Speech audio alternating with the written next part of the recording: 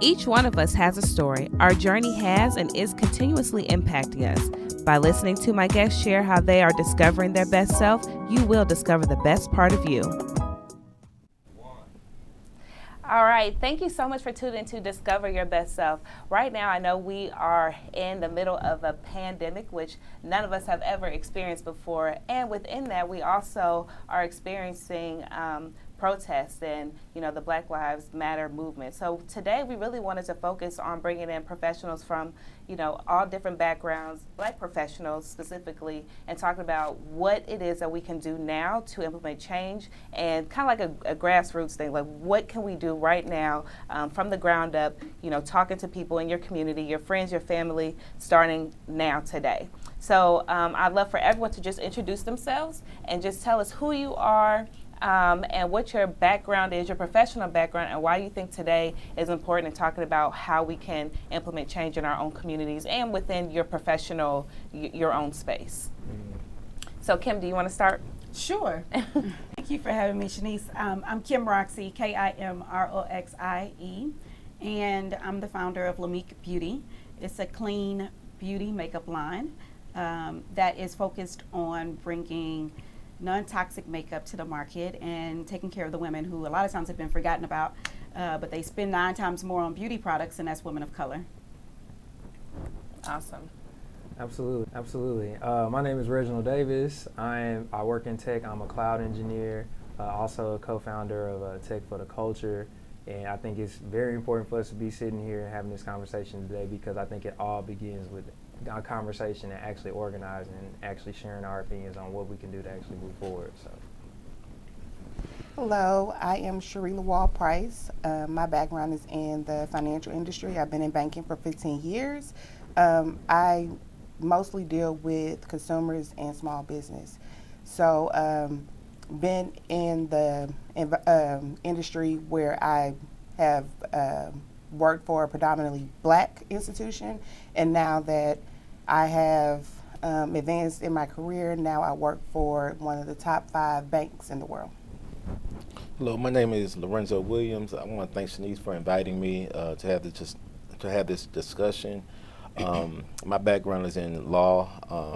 I was a DA with 2 different counties for about 4 to 5 years, and now I have my own practice, which is Lorenzo Williams, attorney at law. Awesome. So let's just start off, I guess, our conversation on, how are we feeling, as far as what's happening today with, COVID, and then also with the uproar of everyone, just upset and really just wanting to see something else happen besides, this being a trend for right now. So does anybody want to go first? I'll go. Okay. In response to COVID, it is, depressing and alarming what's going on with this pandemic. But, I encourage people to just use common sense and use best practices just to be safe. I rode down Alameda maybe last Sunday, and I saw a lot of people hanging out at, different spots that we like to frequent before the pandemic. Mm-hmm. It was okay, but now, you have to realize that you have to take care of your community, and you have you can't be selfish. You have a responsibility to more than just yourself. You have a responsibility to your community, mm-hmm. to be careful and be safe and just use common sense. In response to this situation that's going on and that's been going on, it's not like this has just started, yeah. But in response to that, I'm so glad that you invited us here to have that talk, because it's really depressing. The situation's just depressing. Mm-hmm. And when we say, and I know we'll get to how we can move forward, but when we say move forward, I really just believe it has to be a change of hearts. And if we don't have the change of heart, I don't know if we can get to the to heal properly if we don't have a change And who of has heart. to have a change of heart? I think the dominant culture needs to have a change of heart. Yeah. I mean, we have to have these discussions with more than just black professionals. We need to have discussion with everybody. I mean, we need to have the discussion with whites Yeah. as well. I Yeah. mean, I think that's the main ones we need to have that discussion with. But you know, I guess that's how we start Yeah. the healing process. And I'm glad you said that, because I think Shanice and I, we actually drove down Alameda, what was it, about a week ago as well. And it's the same thing. I mean, you see people out, but no mask, you know. Even with everything that's going on right now, the protests, you know, you did have majority of people that were out there with masks on. But you still have to think about, okay, we're not out of this. It's a distraction to me. And I think it's bigger than, okay, yes, we understand what happened with George Floyd, but I think it's also, let's be mindful, and we can go out there and protest, but at the same time, how are we really making change? And driving down Alameda, we did make a stop, and I just wanted to talk to one of the business owners. And my first thing was, do you own the building that's right here on Alameda that you call the Third Ward Takeover? So it's really ownership. You know, what does that look like? How do we get to that point? And I don't think we have enough conversations like that. It's not that we're not making the money. Right. People just don't know. Yeah. So you really have to lean on those that are the experts in those industries. And for some people who may not know about Alameda, because people who live in Houston, everyone doesn't know what Alameda is. Somebody want to explain what Alameda is and the Third Ward Takeover? Well, I guess we could just say, I mean, if, you know, you're watching the news, you can't say George Floyd without saying Third Ward, right? And so I think that, you know, George Floyd, he was from Third Ward. It's a side of town on the southeast side of town.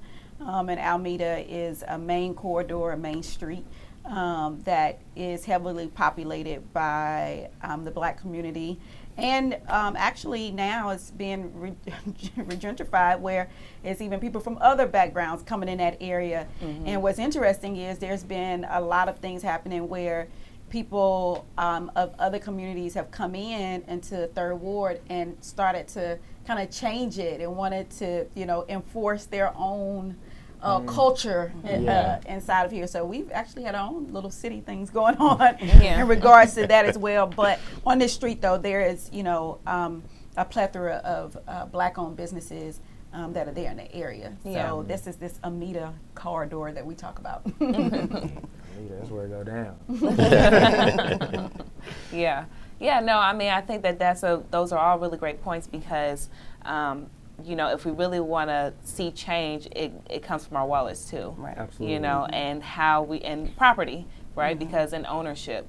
So yeah, we want to, you know, see people own things. We want to, but the only way to do that is to, you know, help each other and support each other. And you know, Reggie, tell us about, you know, from your standpoint, you're in technology, and you know, how can we support black people in technology, and why is that important for us to do that, you know, especially headed in direction, even with COVID? I mean, everything that we're doing is technological. Absolutely. You know, we're in a technology phase right That's now. the world. Yeah.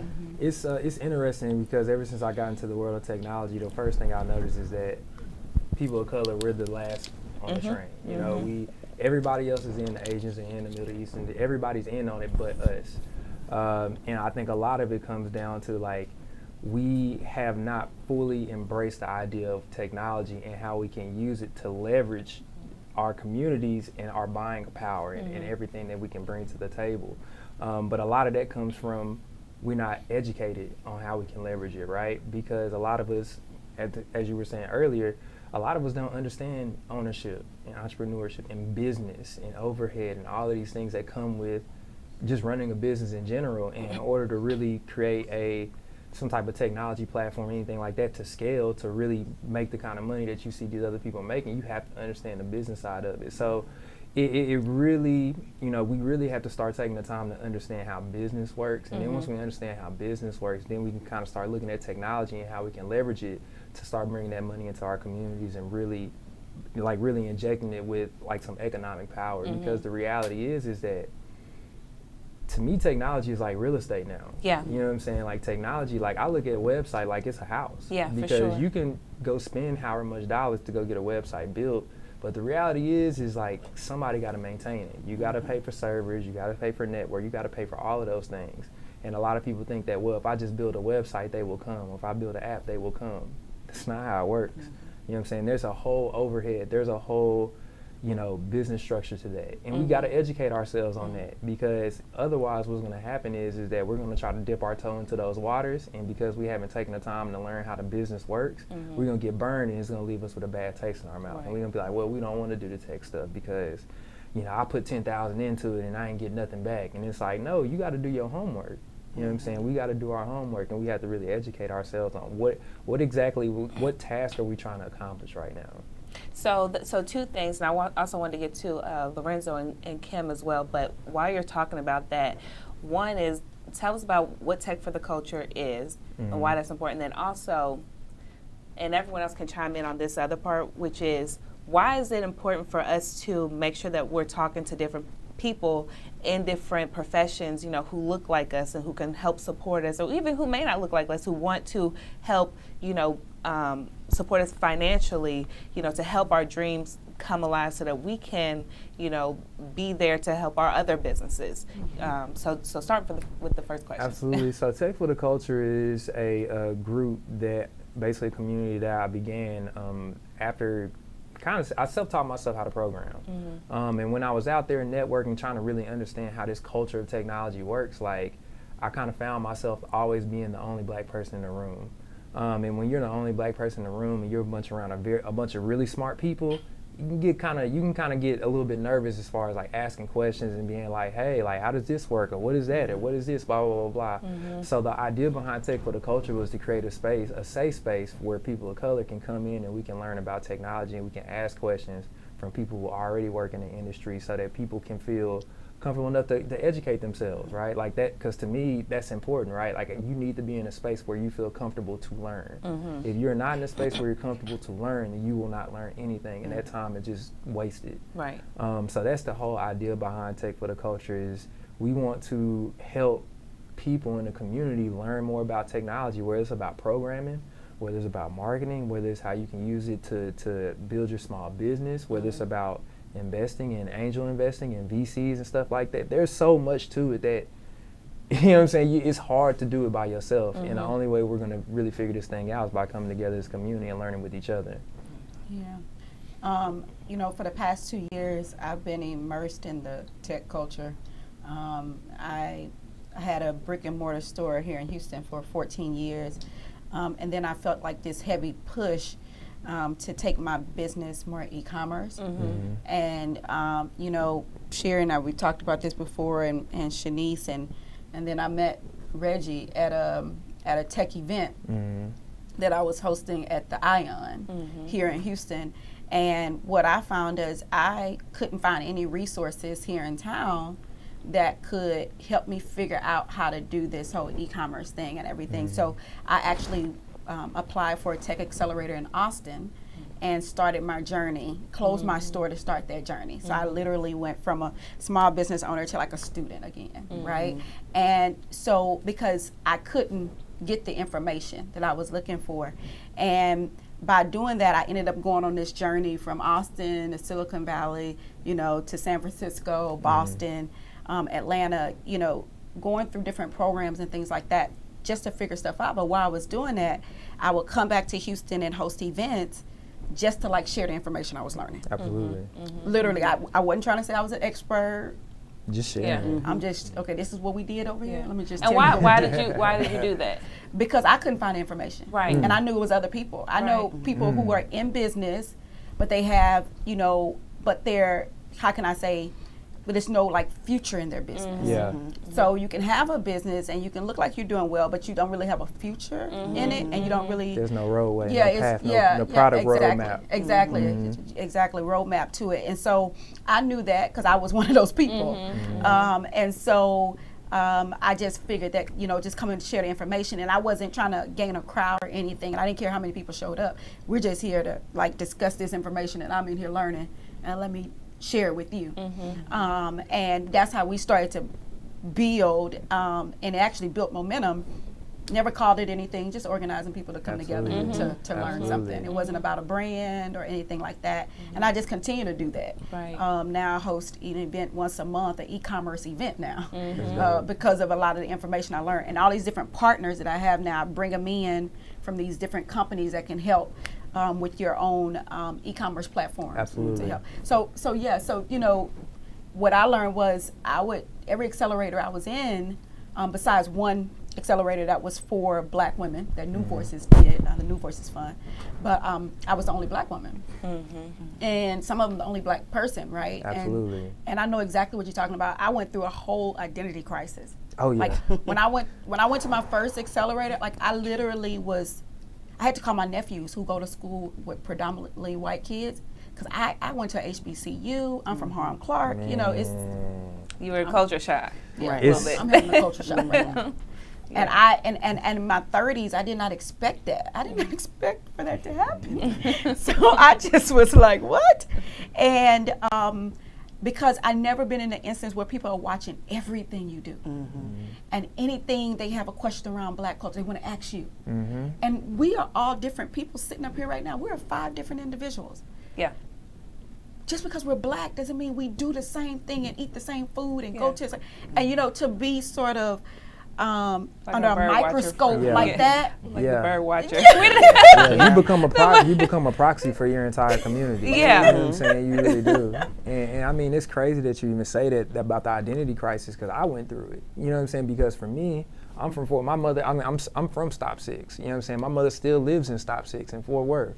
So for me, you know, going into the tech world, like, you have to learn how to talk their language. You know what I'm saying? You can't come in there talking the way we talk. You got to learn how to talk how they talk, because if you don't talk how they talk, they're going to be like, what are you talking about? Or they're going to think you don't know what you're talking about. Exactly. And you have to conform to the way that they play the game in order to even make any you know what I'm saying, progress. So besides learning something and being intimidated and all these other feelings, then you're still put in a situation where it's like, well, I got to learn this culture too. Right. Yes. You know what I mean? So you have to immerse yourself into that. And it's just the things that people don't understand that we have to go through, you know, every day. And I'm sure there are other cultures that may feel the same way, but for us, you know. Yeah, we have a unique perspective. I'm always careful how we say that, because I mean, I think it's true. I mean, you know, your father's from Africa, right? And so it's just a difference between being Black American, and being from another place, knowing your roots, knowing and understanding,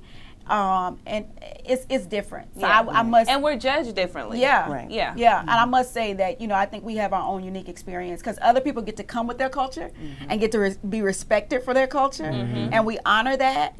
And ours, it's more like, oh no, that's not good enough.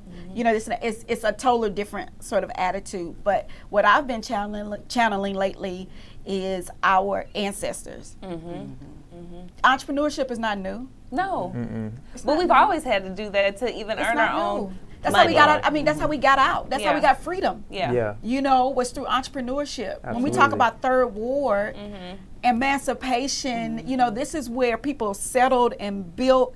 And so I think that too, I'm just challenging myself now after going through the tech scene for the past 2 years, and now building. I have this attitude where we can build our own. Absolutely. But then on top of that, don't think that you're doing something new. Exactly, for sure. You're not. There's nothing new under the sun. I mean, to build our own, then we have to teach ourselves too. You know, I watched a show on Netflix. I think it was on Netflix. It was about Madam C.J. Walker, and I saw how, you know, you had 2 Black women, and one created a product that was being used, and another woman said, hey, well, I can sell it, and we can go in business together. And I saw how the one did not want any part of that. Oh, no, I got this all by myself. So we have to become teachers of ourselves. You know, we have to teach ourselves. I have a friend that's he's a pharmacist, and then he started doing development, kind of out the blue. And he told another friend of mine, he said, look, I've lost enough money for all of us. So he was like, I'm doing good now, but I've lost enough money for all of us. So now, if y'all want to get in on the development, and you see a property you want to develop, he was like, just come to me, and I'm an open book. Right. You know, it's not about, you know, hoarding the information. Right.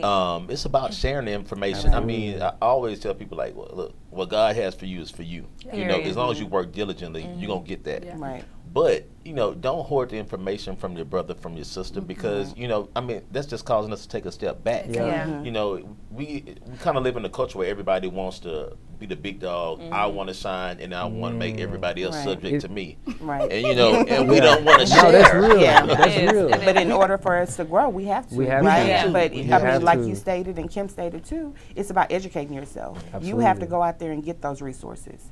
And I think we continue to say that over and over and over again, but we also have those conversations where we need to collaborate. Yeah. So like John Hope Bryant, that's another person that I really tune into. He's a motivational speaker. He has a nonprofit, Operation Hope, where he goes and he partners with financial institutions about building credit and budgeting. But that was one of the things that he stated during this pandemic and everything that's going on right now is go partner. Don't go start your own business when someone over here is already doing Doing it. X, Y, Let's Z. bring it together. We have enough Absolutely. attorneys that can draw up the paperwork. We have enough financial institutions that can help you when it comes down to funding and dispersing those funds. We have enough inspectors that can go out there and inspect what you're doing. So let's just come together. For sure. Right. So it's just about one, educating yourself and just finding out and tapping into those resources. Yeah. And I think that's so important. Absolutely. And to piggyback on that, I know I heard you say you work for a bank. You know, I watched I don't think it was a podcast. It was a sports show, and when I like sports, so it was a sports show. And it was with Shannon Sharp and Skip Bayless. And they invited Killer Mike to come and speak. And so he had on the shirts that says "Kill Your Masters." And so Skip, who's a white guy, he said, "Man, what? So what does that shirt mean? Kill your masters?" Like, let's talk about this. And he brought up a point, and he said, well, Killer Mike is from Atlanta. And so he says, you know, like him, T.I., and some other rappers organized an event that was saying, like, hey, like, you all, we need to start supporting black banks. And so he was like, we organized an event to for people transfer their money from these, like, national banks, Wells Fargo, Chase, you know, places like that, Bank of America. And he was like, they start, you know, keeping their money with the black banks.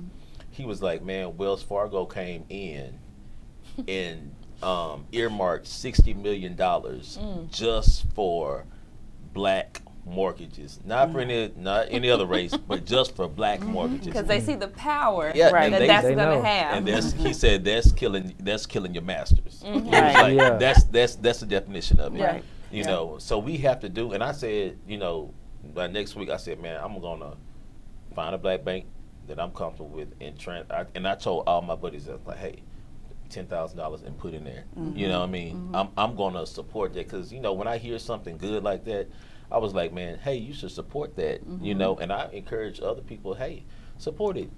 Take your money. I mean, Chase, Bank of They got America, enough. take your Right. money out. They good. Yeah, they got enough. They not going broke anytime soon. Yep. And then Right. it just what I love the point of that story is it also forces hands to do stuff, and Yes. you know that, right? Right. Like it forces hands to do different things. That's when you start to get.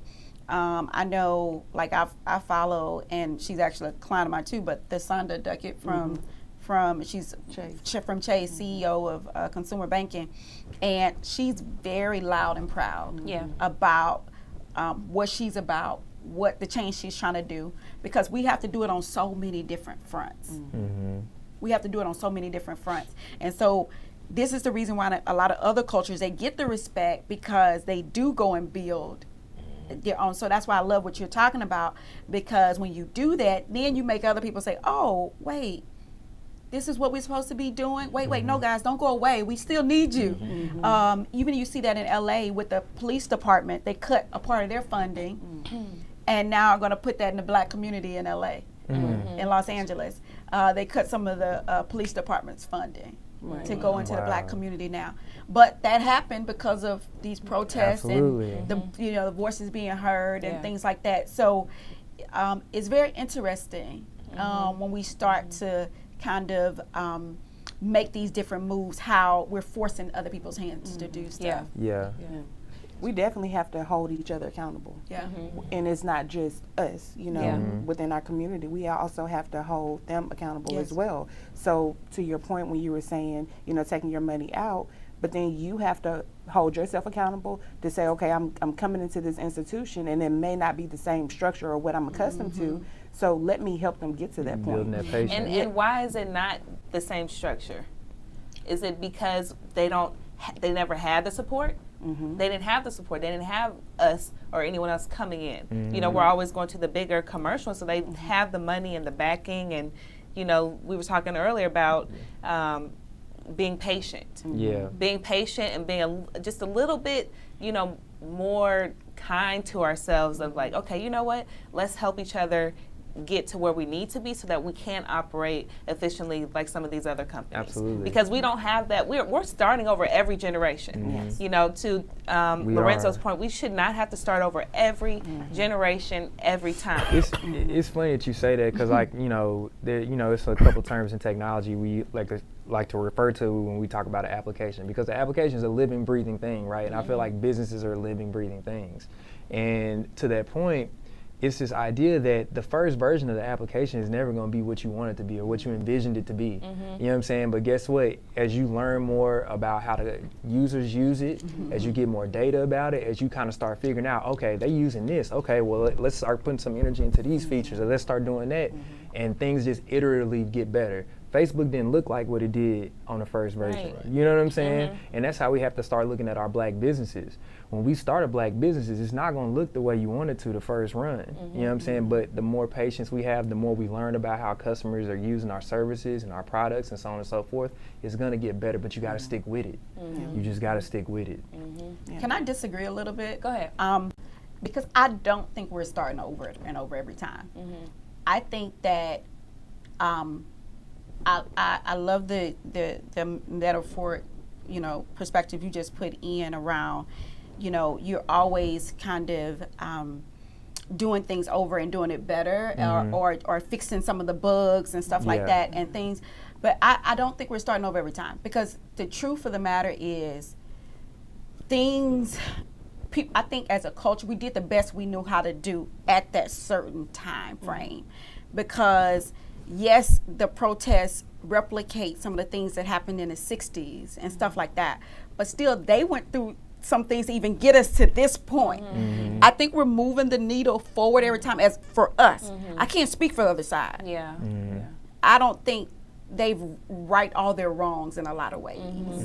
And so I think that, you know, we'll continue, but only, to be honest, only history will tell. Yeah. Absolutely. We don't get to say if we're doing a good job or not. Yeah. Well, Our grandkids do, you know? yeah. And I think when I say starting over, it's more of like when we talk about sharing that information. So why is it when I learn about this, you know, why do I have to learn everything right now by myself for the first time when this person, like you said, is holding the information and it's like they want to be the HNIC? You know, it's like, why do I have to go through all of that? Or, you know, or our parents, right? And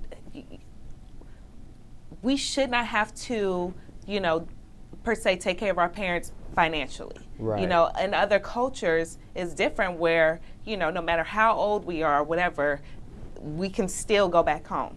And in our culture, we're one of the only cultures where it's not like that. We're younger teaching them, but we can't necessarily, I'm not mad. Right. It's just the way things are, but we have to change those things. Yeah.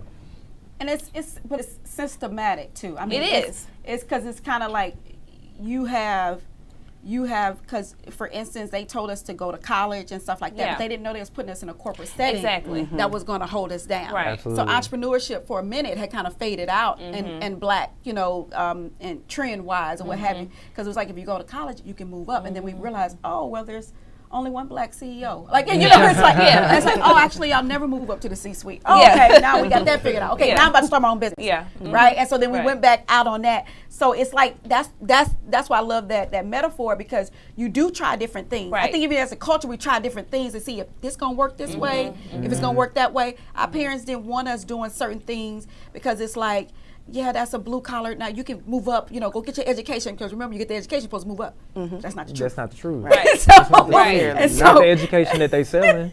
Right, right. So it's like, that actually didn't work out like that. But now the So- generation now is understanding that because they're seeing us and we're talking about it and saying that's not the only option. Yeah. Absolutely. Yeah, yeah, yeah, That's so true.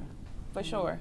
So I wanted to go back, circle around to the point where we were talking about, you know, why it's important for us to be able to understand or learn other people's professions so that we can build that camaraderie and that collaboration. Because, yeah, Kim, you'll have your business, but for you to get e-commerce, you might need to talk to a technology person or a banker or whatever. And so building those forces, you know, does anybody want to touch on why, you know, making sure that your team is strong and the people that you have around you are strong and building, you know, from the ground up, or your business or whatever it is that you want to do? Yeah, I think that it's important that you have a well-rounded team and that the team is strong, because while, I mean, you know, it's good to be an expert at something, you know, and then, you know, some people are what they call a master of, you know, a jack of all trades and a master of none. Yeah. I mean, yeah, that approach is okay, but it's better if you can say, well, hey, you know, I don't really know a whole lot about tech, but I know, I won't say I'm a master of law, but I know, You know your I know a stuff. pretty good Yeah. bit of law, you know. And so if I need to collaborate to get, you know, maybe I will get an Instagram one day, you know.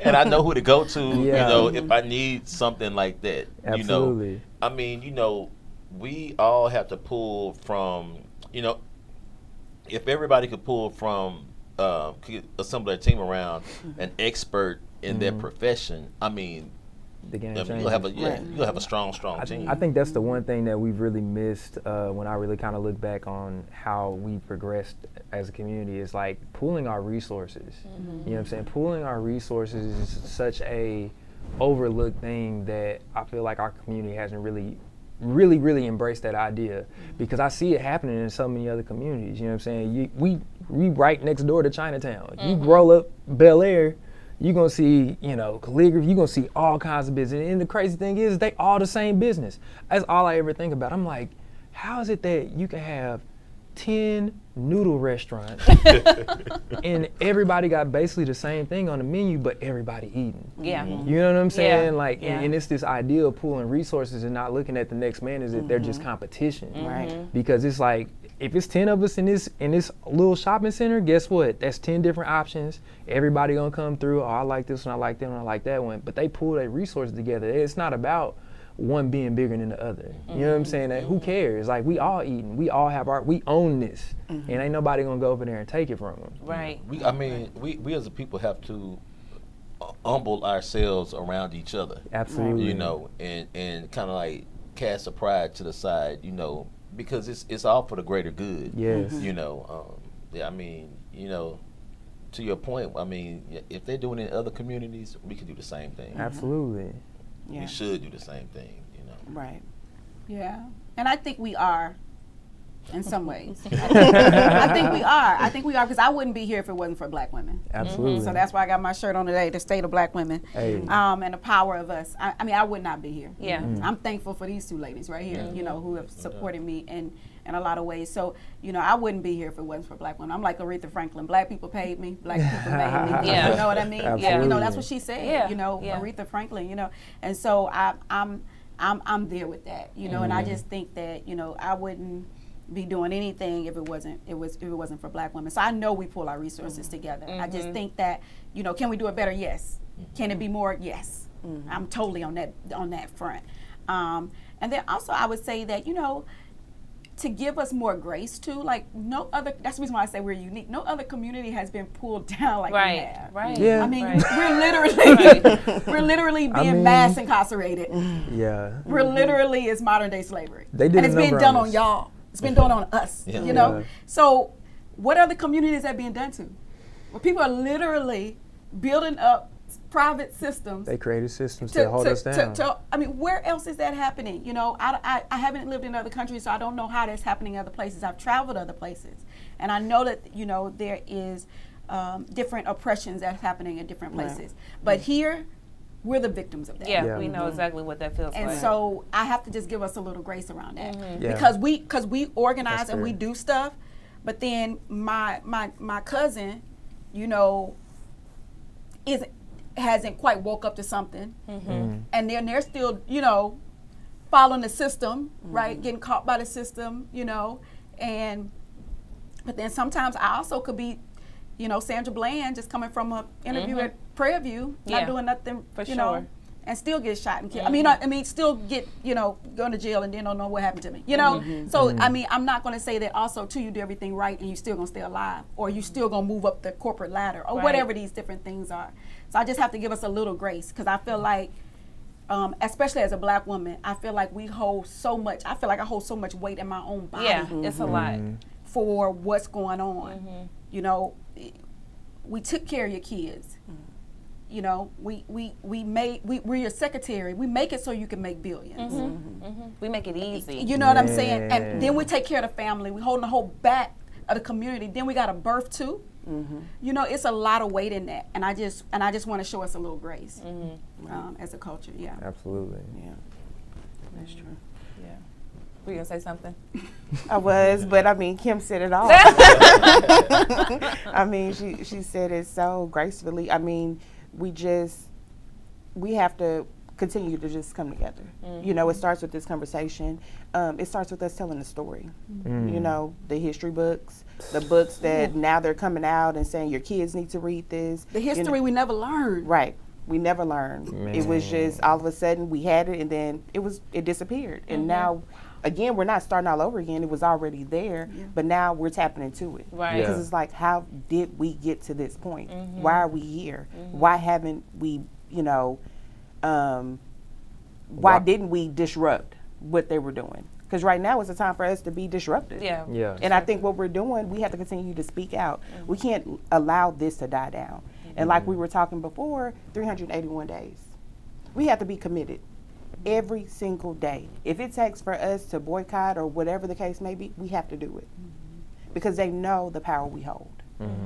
So we have to go back to what Martin Luther King did, what Malcolm X did. We have to just completely stop.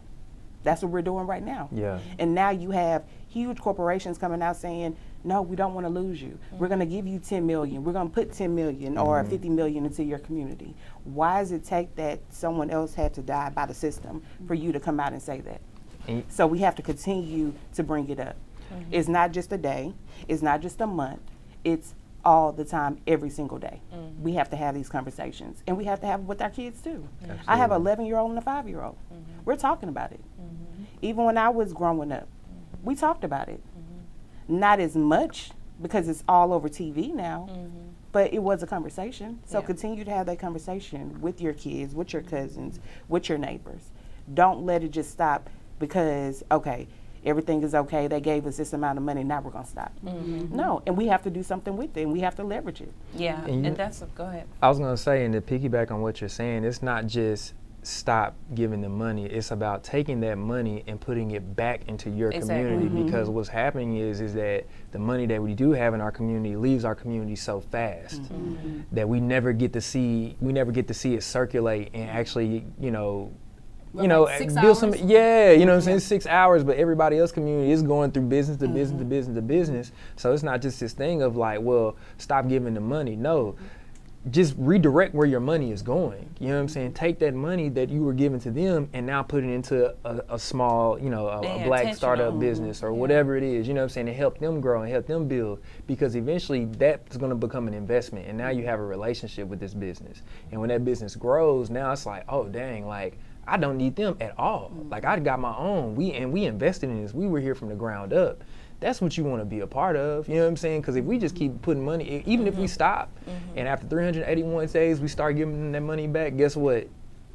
The money gone. You know what I'm saying? I feel like these big businesses that, like I said, you have to change people's hearts, because after the 50 million is gone, I'm just so scared that this is going to happen. It'll happen again. Like in the 60s, I mean, it'll die down for a while. You have your reconstruction period, and then it'll pop back up, because the people's hearts are never changed. It's just that I'm gonna give you some money just to shut up. Yep. You know, are y'all, have I pacified y'all now that I gave $100 million?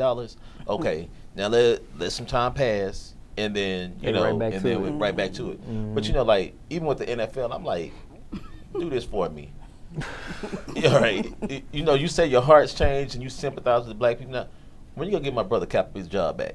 Yeah. When you gonna give him a job? That's when I know your heart has changed. Yeah. But you know, nobody has said anything. To me, that's the elephant in the room. Hey, you said, oh, the NFL's gonna do this, and NFL. Hey, invite that brother to maybe be head of diversity and inclusion or something like that. Right. And invite him back into the fold. You know, that's when I know your heart has changed. Yeah. You know, but right now, the money, because I got it. Yeah, because you have it. It's nothing. I mean, it's nothing. Yeah. You know? No, and I agree with that. It's like just because believe me, if they're giving it $100 million, they got. Oh yeah. They got a billion. They got a billion. They got 10x. You know, 10x like they that got a billion somewhere else, and we have to like. I use this, you know, and I say this, but we have to keep our foot on their neck. Yeah. We got to keep our knee on their neck. Yeah. We need. You know what I mean? Foot's In regards to making sure that we stay here, and we have to teach and I think that's also teaching our kids that even though you might see a little progress, you got to keep your knee on their neck. Like you got to keep it, because if not, then it'll to the point of we'll lose momentum. And so then this time when I think about what we ought to do is not just having, because I got inundated with this week, it's not just teaching my non-black friends what the black experience is like. I can't do that all the time, right? I think it's about going in and working on these things within our community to work on and stay focused in there. Because when we talk about spending money with us and not spending money in other places, really what we're saying is stop trying to get validation from those places. Right. Facts. Right. You are already validated. Absolutely. A lot of stuff that we buy and do has a lot to do with seeking validation, looking like we're enough. When they walk in the store, we want them to respect. Who cares if they help you or not? Why are you there? Yeah. You know why? Yeah, walk out. Yeah, just leave. We buying. What for? Yeah. You know, I do a lot of data and insights around black women. So excuse me, gentlemen, as I give a couple of statistics, but it's just around the fact that black women are the most influential consumer. This is a Nielsen report. Bar none. This means that Like the culture does what black women set the trends. So even though, you know, black folks only make up 13% of the population, but we set the trend for what everybody else does. Yes. Absolutely. So that means that when I wear something, when I do something, When I say something. when I say something, everybody's going to start doing that. So my economic power is bigger than the trillions of dollars we Just have. see the yeah. I actually control, you know, what other people buy and do too. That's a lot of respect. So just know that they're not just trying to get you to like be. No, they need your influence. They need you as an influencer. So that's the reason why I think it's so big. And so when you ask us to buy with us, it's bigger than just what I'm finding from a psychological standpoint. It's bigger than just, oh, I'll spend at black places. You're actually asking me to change my mindset around what validates me, what makes me feel important. Man. You're asking me to change that. You're making me do a whole mind shift. That is so different than just buying from somewhere. It's It powerful. is. Because why are you buying certain things? That's the thing. You know, Yeah. another thing when I was watching this thing with Killer Mike, and I watched this thing twice. The second time I gained a different perspective when I watched it. The brown-eyed, blue-eyed experiment that was done in the late '60s. And one thing that stood out to me was that when I'm sure y'all have heard of it. You know,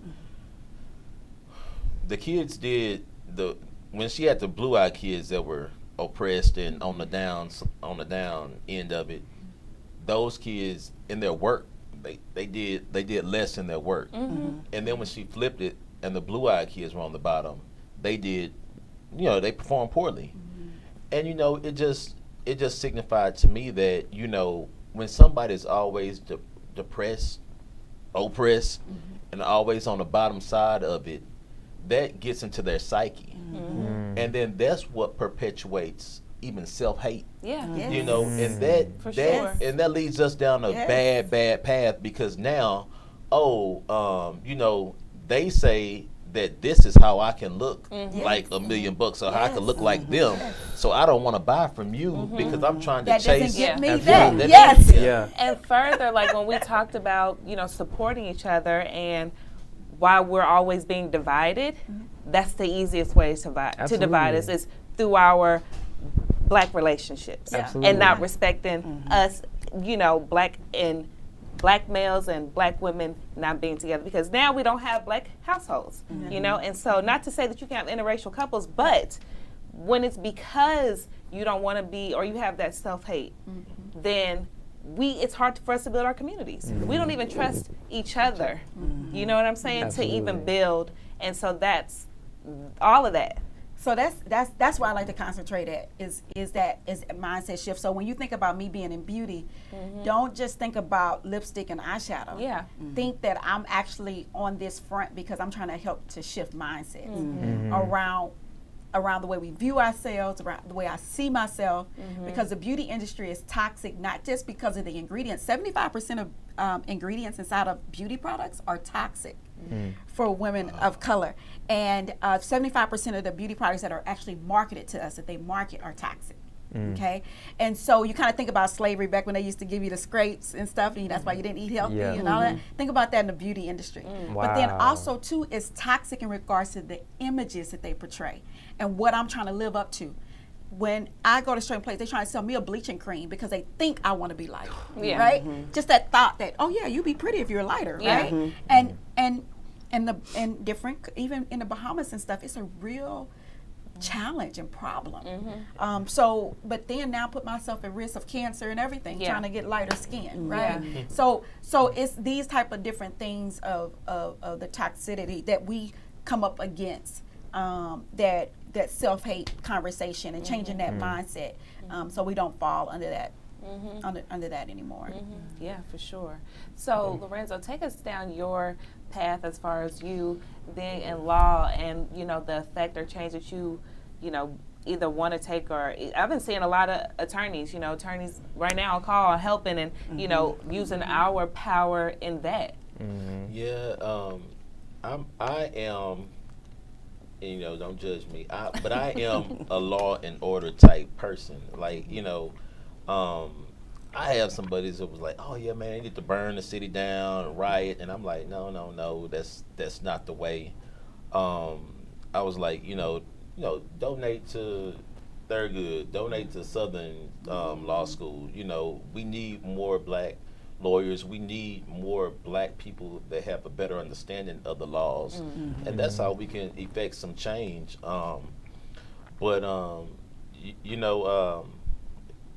I am glad that lawyers, and I would definitely lend my services to anybody who was arrested during the protest, and especially if you're protesting peacefully, it's no reason to get a trespass charge and things like that. And I would even challenge the office that I used to work for, the DA's office, to drop those charges. I mean, if somebody is protesting peacefully and got caught up in a wrong area or whatever, there's no reason to give them a criminal record for trespassing or disorderly conduct, because the streets were just disorderly. Whenever you have 60,000 people in one place, everybody's not going to act the way they should. People are mad, emotions are high, so people might get out of hand, and you may get associated with some people that were getting out of hand, and then you get a blemish on your record, on your criminal record. That's not fair. So I think the DA needs to look at this thing very, very carefully to separate the good from the bad. But when it comes to just being down in the court system, because I do practice personal injury and criminal law,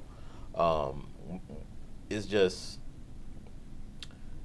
accountability rests with us too. We have to take some accountability for our actions, and this might be an unfavorable opinion, but like you mentioned Sandra Bland, and I watched that video probably about 3 or 4 times from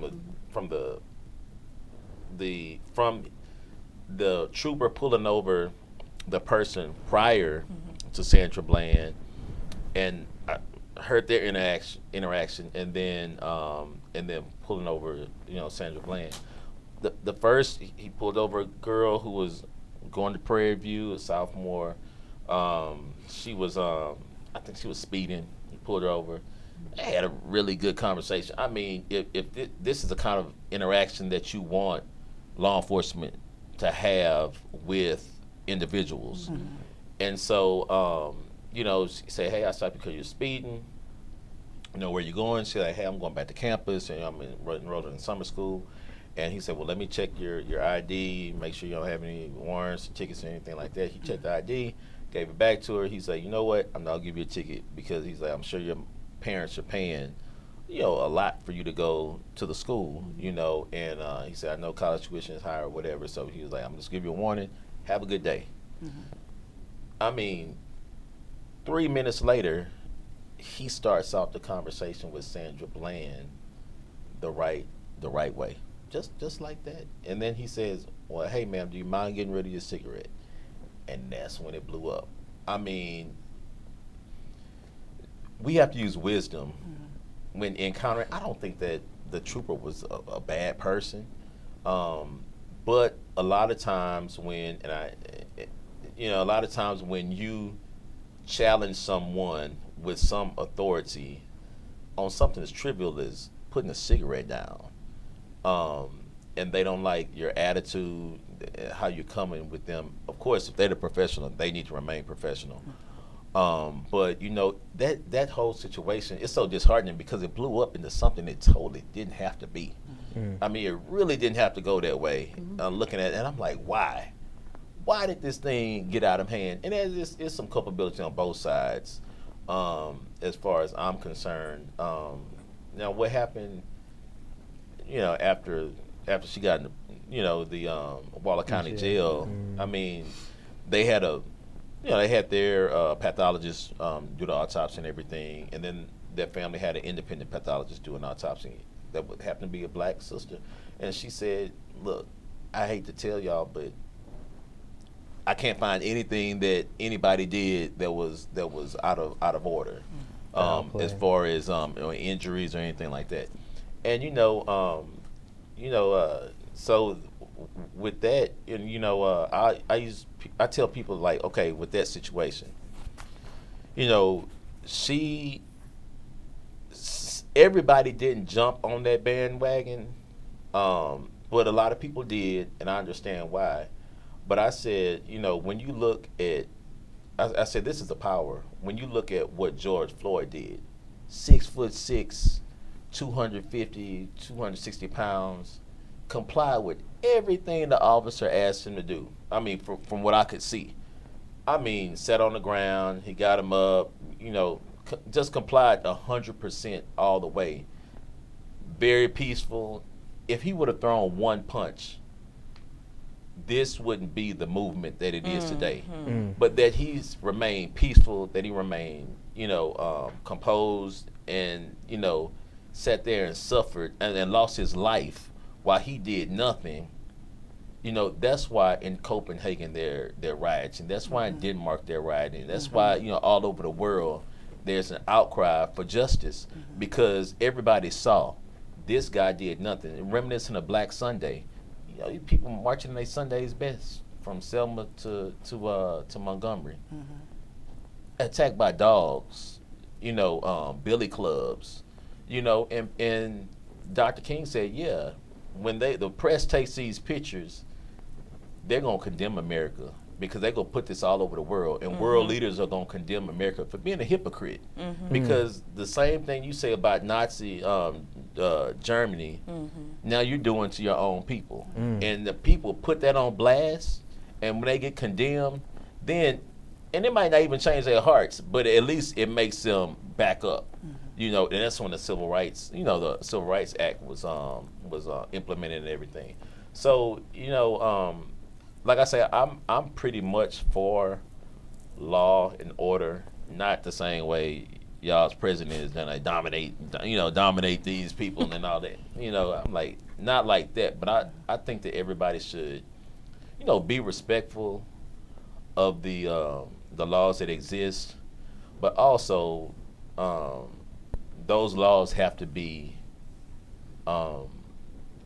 they have to be. It has to be equal. It has to be across the board. That's what I'm for. Is equality. Because law and order is not equal across the board. Yeah. Because I have so many friends that I've been with law enforcement and with the Sandra Bland instance that would have told that officer, no, I'm not putting out this cigarette either. And he would have just been like, okay, that goes Mary. You know, she let Mary do what she gonna do. You know, it's those kind of things. It's the fact that we have to be on eggshells and sort of do the right thing all the time and do it this way. And we rehearse with our kids, we rehearse with our husbands, we rehearse and we try to figure out, now make sure it, and then let them know. And my thing is, my protocol, you know, with law enforcement is about telling them everything I'm gonna do. Hey, I'm about to reach into my glove compartment. My hands are right here. In my glove compartment is the blue pocket that holds my insurance, this and that. You know, that whole part that's totally different. But I've been with counterparts who talk to law enforcement and tell them their rights, tell them how to do it, when to do it. And it's the attitude is just so different. And when you hear it, and so I agree with the point that one small thing blew up into this bigger thing. But that's the whole point. Yeah. Is that when you do something, it's a total different. Yeah. And again, we wouldn't be here with George Floyd without the tape. And without the tape. We could have heard the same story. Yeah. And we would hear his rap sheet. And we say, oh, that must have done something. It's the story that you tell. And I understand what you're both saying, right? Because we're gonna see the side where it's like, it doesn't matter what you do, they're gonna be mad and they're gonna do whatever. But it's the story that's told, whereas it's a power struggle. Oh, so now she's testing my power and testing who I am, so I'm gonna show her who's in charge. And it's more of that. And so now it's the story that's being told, and like you were saying, like, okay, we're gonna protest about this, but this wasn't being protested because it's the story. It's the story. It's how people are perceiving things. And so what is our story that we tell every day, and how do we make sure that people are understanding? And I feel like we're just now at the point where now these big companies and our counterparts, whatever, like, oh, I think I'm understanding now what that story is, which I didn't understand. Like, I had a couple people posting, you know, who aren't black, and they're like, you know, I went and watched this documentary, I went and listened, and I never really understood why you guys were so mad, but now I'm getting to that point where it's like they're unfolding, opening their minds to see, this happens every day. You know, it goes down. And when people say stuff like that, I'm like, man, I'm really like, man, don't talk. If you're that ignorant, and you can't see all this time what was going on, don't even talk to me about this. You know, I see now. No, you still don't see it. You still don't see it. You're just saying what's status quo. So I don't want to hear that. Because I even heard a gentleman, I was somewhere and we were in a public place, and he walked in and it was, he came in talking about, you know, because I guess I was a black woman and the woman at the register was black. And he had, you know, he said, oh, hey, like he was like really like overly hello. Oh. And he was a guest coming inside of this establishment. And we both kind of like, hey, you know. And then he's like, you know, yeah, man, I'm really sorry about what happened. And then I'm like, oh, what you mean? I want to understand what are we talking about? Because you need to apologize for 400 years. I mean, you know what I'm saying? Like, you're like, what are we talking about here? You know? And he's like, well, you know, with the guy, but then he explained it totally different. So it's funny, like, you know, you just told that story. His story was, I heard like in the back seat that he was resisting, and that's why. He had to make sure that he said that. Yeah, he said in the back seat you're resisting. He said, and so, you know, when you're in the back seat like that and you're resisting cops like that, but they roughed him, but they didn't have to kill him. But, you know, I know, you know, he was in the back. So it's funny, trying like to get it taken out. So back to the story. See, when the story is told differently, then people justify exactly. That's what I'm saying. Every time and give reason, give probable cause or whatever for different things. Because, you know, like you said, like, oh, he complied, but this gentleman, non-black gentleman, said that he in the back seat he did, and that's the reason why. Because if you watch that other part of that tape, remember they're in the back seat beating him up a little bit, roughing him up. George Floyd in the back seat, they were, the police were, and so he said that he was resisting arrest in that back seat. But you can't see what he's doing because the camera can't even see. How do you know? If you're handcuffed and you're in the back seat of a car, what are you resisting? You handcuffed and you're in the back seat. He said, but he didn't deserve to die. He didn't deserve to die. But again, he's still trying to justify this one situation, and he's missing all of what you talked about before. Missed the whole thing. Everything, all this past 400 years. We're not talking about any of this. You know? You just see that incident. You don't see everything that came before. The reason why black people are so riled up. Like this is like we mad so for a reason. aggressive. Like we're mad for a reason. And you know, it's funny that you say that because I my handle used to be Mad Black Man. And I remember when I first got into the industry. And when I first got into the tech industry, that was like are we sure we want to hire this dude? Like, you know what I'm saying? This dude is Mad Black Man. But it's like, once they started sitting down and having conversations with me, because I used to go into work with a hat with a black fist on and the whole nine. Like, it was like, Reggie was like, this is what it's going to be. Yeah. You know what I'm saying? Because at the end of the day, when I come in here, I'm coming in with all of me. Yeah. And you have to accept every single part of who I am and understand that this comes from something. And I think in all of that is like, you have to, the problem with a lot of these people is like, they don't have the context. And a lot of times we don't even give them the context. We don't even sit there and tell them. We don't even come in unapologetically who we are because we scared of what they gonna think at the end of the day. You know what I'm saying? So for me, being Mad Black Man and coming in with the fists and all that kind of stuff is to let them know, like, fam, even before all of this, like, nah, y'all gonna feel it. Y'all have to feel it. Because if they don't feel it, then they're not gonna ask questions. They not gonna know what's going on. Because I had to force my manager hand. Yeah, I had to force my manager hand. Like, nah, like, it's different from me being the only black person on this team and coming from where I come from. And you gotta understand that if you're gonna really be my manager and really help me grow as a talent. And like a lot of times we don't make them feel it. We gotta make them feel it. I don't feel like I have to be your teacher. Like if you want it, and it's a bunch of resources. You know, I don't have to always like hold your hand all the way through the process. Like, man, why don't you go to the National Civil Rights Museum and educate yourself? Why don't you go down to the Alabama to where Bryant Stevenson built the tribute to the victims of lynching? Why don't you do that and see the exhibits and different things that they have? Go and educate yourself. But when I went, I took my daughter, and it was a lot of black people, very few white people. I mean, you know, we went to Memphis, the Stax Museum, National Civil Rights Museum, you know, and then we went down to Montgomery to see the memorial to the victims of the lynching. And I'm like, you know, like, hey, this is American history. So why are we the only ones here, you know, caring about it, you know, that want to educate we're even educating ourselves. You know, I'm educating her, you know, but yeah, I tell people where to go. I mean, they had it all from Taken in Africa to the Middle Passages to Brown v. Board of Education. I mean, they had everything in this museum. And that would be a wonderful start. Why don't y'all go down there and educate yourself? Don't look at me to, well, what can I do? Go educate yourself. But you know what the funny thing? Say he want to lay his burden But you know what the funny thing about it is though, is you can lay it out for them and they still won't understand it. Right. Yeah. And a lot of reason why they don't understand is because it hasn't been humanized to them. To them, it's just history. It's just notes. These are just footnotes. It's very, everyone is so immune. It's Yeah. like, oh, we've been seeing those pictures. Yeah. We passed that, relax. It's like, what? No, like, because this is your grandfather, your aunt, your mama who raised you. Yeah. Why you think like that? Yeah. You know what I'm saying? Absolutely. Like, I watched a documentary, and somewhere down in South Carolina, and it was a white guy literally saying, my grandfather told me not to ever ask about the slaves and religion, ever. And they had a whole book in their house of documented slaves that their family And they had. knew. Yeah. And they knew. And so he went and made a documentary out of it. And this is what my family did. This is how we contributed to it. And these are the stories that we know about this person. And we divided families. Yeah. And it's like, that's your history. You know, that y'all were part of that.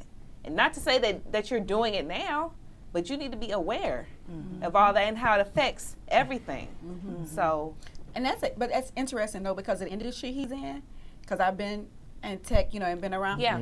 In that industry, this is where, you know, you come in very relaxed. You do bring your whole self in tech. Like, it's all about that. It's all about speaking what's on your mind. A corporate setting is where you cuss each other out. I mean, it's like, this is like normal behavior. Right. Yeah. And so it's funny for you because I know what you're talking about because in other settings it's more corporate, right? You're in law. It's just a little bit more corporate. Like you you don't say a lot of stuff that's on your mind particularly. Like you know, it's just different. In this type of setting, people just go in, and if it's anything else, they would go in about when it gets to race and stuff. It's like, you know, kind of like, but we talk about everything. We lay everything else out. We stay up all night hacking away. You know, we do all that kind of stuff, the behavior, and so it's just different. And then sometimes for them though, they want to be so liberal and open, so they're like, oh no, tell us, okay, tell us, we're ready. You know, we're ready. But I think this is the other part that's interesting is. You just talked about going to those different places. There's so much to American history that has not been told. Yeah. Even to us. I can't even sit up here and tell you I know everything about Black history, you know, and what I don't. There has been systems even put in place for you not to know. Exactly. Absolutely. Like school. Like school. I mean, basic. that we pay taxes for, right? We put our money into. Like I have to go take African American studies in college, and even that isn't. And I got to pay for that. And even that's filtered. Yeah, it's even filtered. It's even filtered. They talked about how with the Black Wall Street. Tulsa, Black Wall Street. They called it a riot. That was a massacre. Nah, that's the only time American government actually dropped like they literally dropped weaponry on Black people. Like it's 35 blocks. It's like it's mind blowing. That's crazy because the anniversary was just on the 31st of May. Yep. I just read a book about Black Wall Street. Yeah, about Black Wall Street, Man. Greenwood Avenue, and Dude. man, that I mean, it was crazy because it all started. A guy named Dick Rowland was riding like a freight elevator. It's always something small. Yeah, always something small. The freight elevator, of course, the elevator wasn't probably best at that time. A white lady was riding it with him, and the elevator malfunctioned some kind of way, and he bumped up against her. And it all started from there.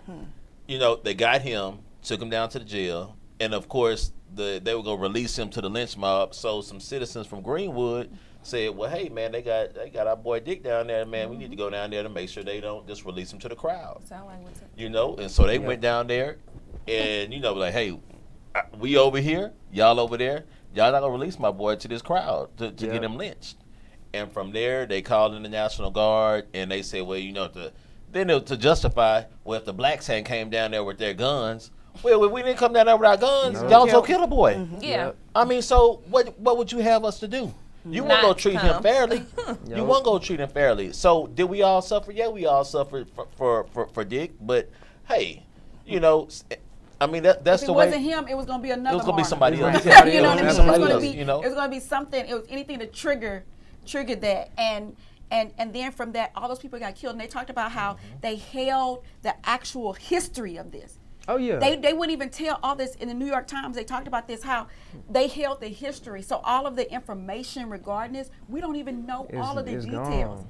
It's a lot of this stuff has just been totally erased. Who's it in the hands of? That's like they take, you know what I mean? And so it's like. But that's to me why I became so passionate about technology because I learned about I learned about Black Wall Street 10 years ago when I was in college. And I'm like, man, these Black people really built their own community. Like they built their own thing, right? And I'm looking at the way the world and the economy works, and I'm kind of like, how do we do that?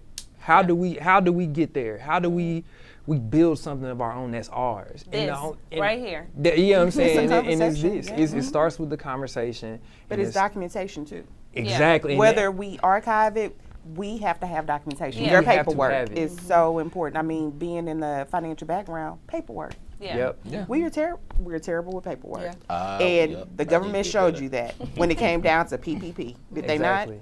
They exposed a lot of the small mom and pop businesses because we don't keep our paperwork together. Nope. So then that's when you come and play and you say, hey, this is what we have to do. Whatever story you have, whatever information, is your grandparents still living? Let's document it. Absolutely. And don't we have it here, right here in Houston, Freemanstown, Yeah, we do. the Gregory School Library. Yeah. We can go there right now today Yeah. and gather all our information. Yep. And they're still recording. They're still recording information. You can still go there and tell your story at the Gregory Library to become a part of it. Because again, like I say, I think that it's not us that gets to tell if this was done right or not. Yeah. It's our grandkids that's going to tell Yeah. us, you know, that's going to be coming back, you know, to tell us, Absolutely. you know, if we held it up right at this point, you know. Yeah. And I mark it. I'm saying it. 2020 is Black History Year. Yeah. Like they Yeah. about to get it. Yeah, for sure. All the Black way History through. And we need to years. know And more Black than History just Day. You the know? start part of when we got here. Yeah. No. I don't want to hear about just How we that. got here. Yeah, I don't want to What just were hear we doing about before we got Yeah, what here? happened before, because we were in excellence before. Yeah. And that's why we were captured. Right. We've always been excellent. Yeah. So, and that's part of who we are. So don't tell me about when I was a slave and that's it. No, what's my excellence before all of this? Yeah. And so that's what we really need to capture is that information as well, and telling those stories, because we're more than just slaves. And that's the beauty of it all, where we're at. We actually have resources at our disposal, technology at our disposal to leverage and like build that. You Yeah. know what I'm saying? Like, and now it's not like this thing where it's in a library, it's distributed. That's the thing. The thing that makes the George Floyd situation so special is because someone leveraged technology to record what happened. And whenever that video got out, that got distributed. That's the problem. Like, if we don't distribute it, if it's not out there for everybody to have access to, then we in the same place that we were, you know what I'm saying, in the beginning. You know what I'm saying? It has to get distributed. Everybody has to have access to the information. It can't just be holed up in one place. That's right. I Yeah. totally agree. So how you gonna get it, attorney?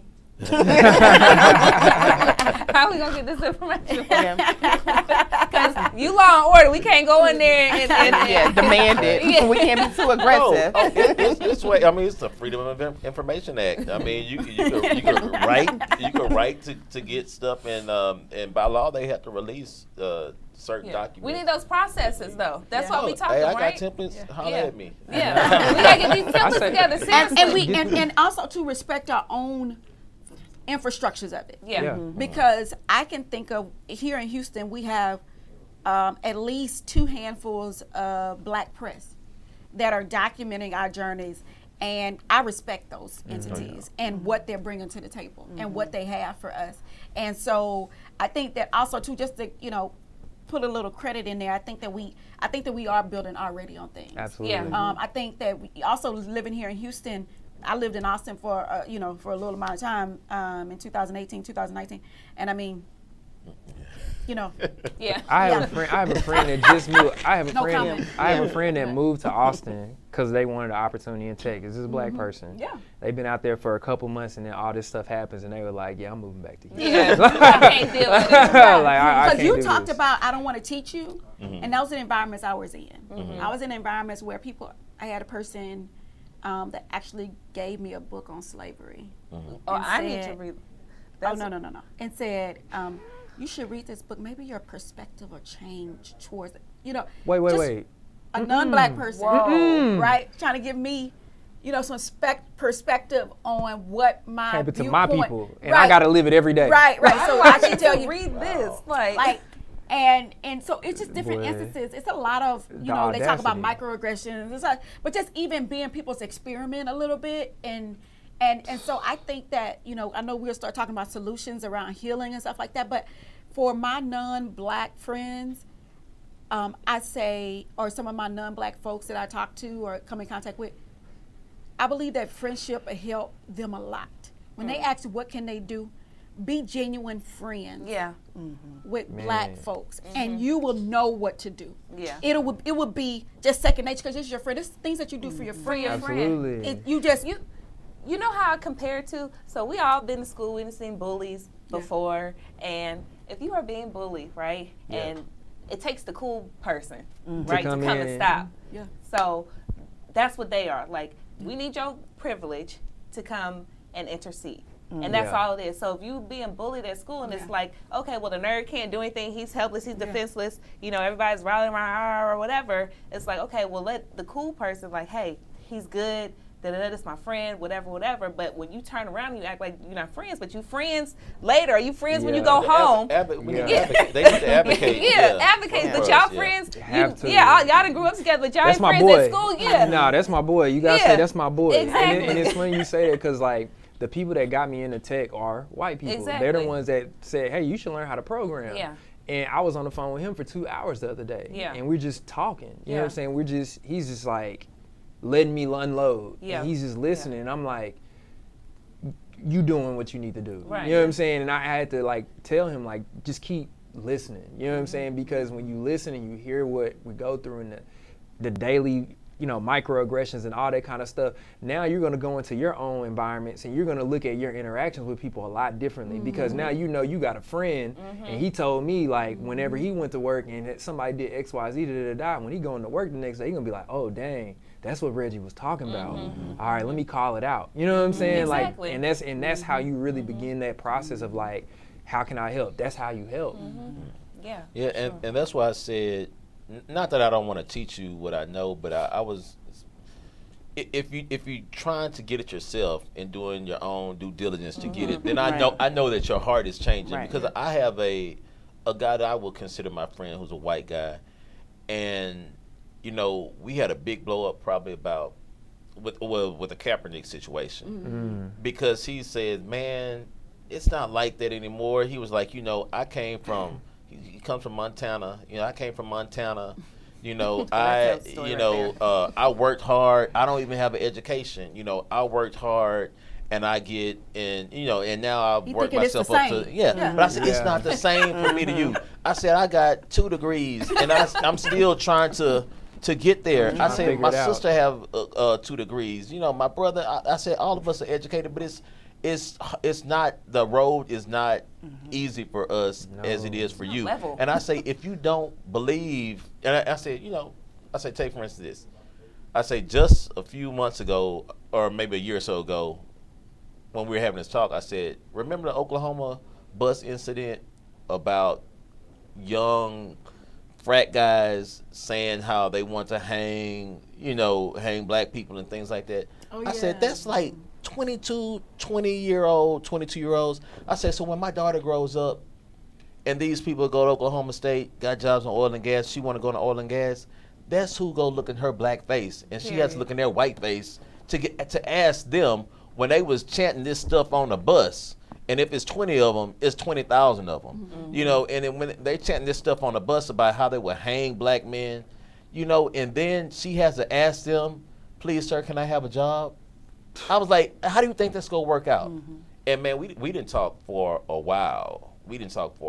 But he recently sent me a post of, I think it was John Gray and another pastor. I can't. Yeah, I know exactly what you're talking about. He sent me that, and he was like, "Man, I see what you're saying, And I'm like, man, I really hope you do. Yeah. I hope it's just not lip service, and you really do see what I'm saying, man. Because it's not coming from a. I don't want to play victim, but I want you to see that it's real. I mean, I want you to see that it's real. And that's the scary part about, being black in this country right now is because, like, there are a lot of times I know I've even felt like I don't want to play the victim, but, man, this is what's really going on. Because they look at you, you know what I'm saying, oh, here you go pulling a race card. It's like, I'm not pulling a race card. This is what my really life. You know what I'm saying? This is my real life. Like, I'm not here to make you try to feel bad or anything like that. I'm telling you, this is the reality that I live in. But nobody wants to believe it's that bad.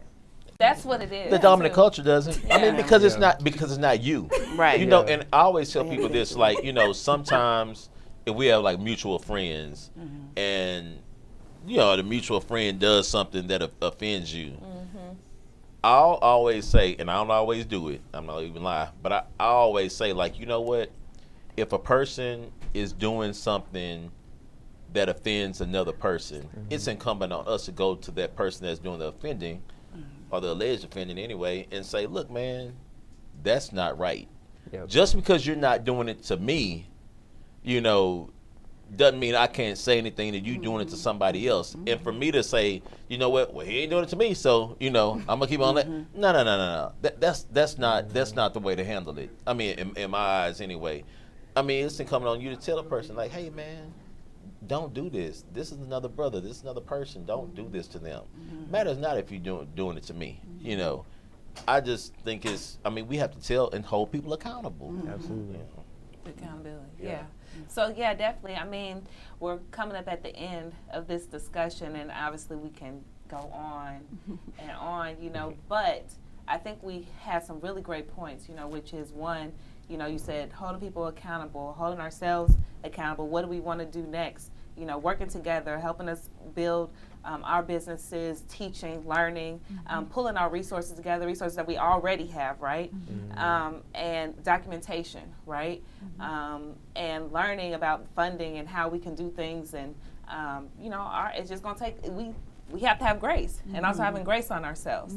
So it's a lot that we could take from this, but we're going to continue those conversations and continue to learn and figure out what it is that we can do to help each other, because when we build, LAMIC, or when we build, Tech for the Culture, or we invest in our community banks and our businesses and our attorneys and funding Thurgood Law, what is it, Thurgood? The law, I can't even get it out. Yes, thank you. Yeah, but when we're doing that, that's how we are building our communities, right? And we are being powerful and impactful. So, I would like to end with those thoughts, and knowing that we have way more power than what we even can imagine. Like Kim said, how much percentage do Black women have? 13, Buying 13%. buying power? Yeah, no, the Black women are the most influential consumer. Yeah. So we set what everybody else buys. Exactly. So it's almost like your influencer. It's like Yeah. you're a celebrity. Trendsetter. Yeah, the Yeah. trendsetter. The You want trendsetter. that person to okay anything, and that's what we do. Exactly. And so we have these influences within ourselves without us even seeing it, because they see it. And that's why they're pulling out this money that they never gave us before, and it's not even putting a dent in a pocket. So, let's continue the conversation. Let's continue to share however much, even once this gets watered down, because it always does. But we have to continue to do what's Absolutely. best. Does anybody else have any last words? I mean, I would just say, they might water it down, but we won't. Right? Yeah. We're going to keep our momentum. Yeah. And I think what you did today, bringing us together here, so appreciative. Because we can do this for ourselves, and we cherish this platform more than we cherish any other platform. And once we stop idolizing other people's stuff and start holding our own stuff in this regard, your podcast is just as important as any other podcast, right? And so when we start having that attitude burst for our stuff, then we'll get there much faster. So I just employ, and encourage and suggest to anyone who's listening or watching to see the value and what they bring to the table and their community has, and rock that, hone in on that, invest in that, show up in that, because that's our future. And we're on the right road. Let's keep our momentum going. Yeah, Absolutely. for sure. Yeah. Thank y'all so much. Were you going to say something? Sorry. Oh, no, we good. Okay. I was gonna say I mean, I can. Anyone, do you have something else? Nah, I think the big thing is just let's play our roles. Let's play our roles. Let's be the best role players that we can possibly be for our communities. The way that we're going to make progress on this whole thing is everybody just hold their end of the bargain up. You know what I'm saying? So let's just be great role players for each other. Let's be great role players for our community, and let's just continue to try to progress it forward. Yeah, I agree with that, and stay committed. Stay committed to the journey, and don't lose focus on what the agenda is, because it is an agenda. Yeah. And whatever distractions they throw at us, make sure you have your agenda. You can't lose focus. They said it all. I agree with all that 100%. We have to be there to support each other. And when we do support each other, then we have to do a good job for each other. When we support, when somebody brings a case to me, and hey, I want to make sure I do an excellent job representing myself, my company, and my race, and I want him to say, like, hey man, I went to a Black attorney and he did a wonderful job for me. I got what I wanted, or he helped me out of whatever situation I was in. He was very professional and courteous, and everything went smoothly, because it is a stigma with Black attorneys, like, when people that have money, they don't go to a Black attorney, they go to a white attorney. And then when you don't have any money, then you want to come, hey brother, come help me out. It's like, hey man, why can't you get him to help you out? But and we have to trust each other, and when somebody entrusts something to you, then you have to take care of it. Yeah, for sure. Awesome. Thank you so much for being transparent and, open and honest. I think this was really good, and so I can't wait for people to get the information. Thank you everyone for tuning in to Discover Your Best Self, and we can't wait for us to keep continuing, the fight that we're doing now. Absolutely. Yep. Thank you for listening to Discover Your Best Self. Don't forget to subscribe and comment. Follow us on Instagram at Discover Your Best Self.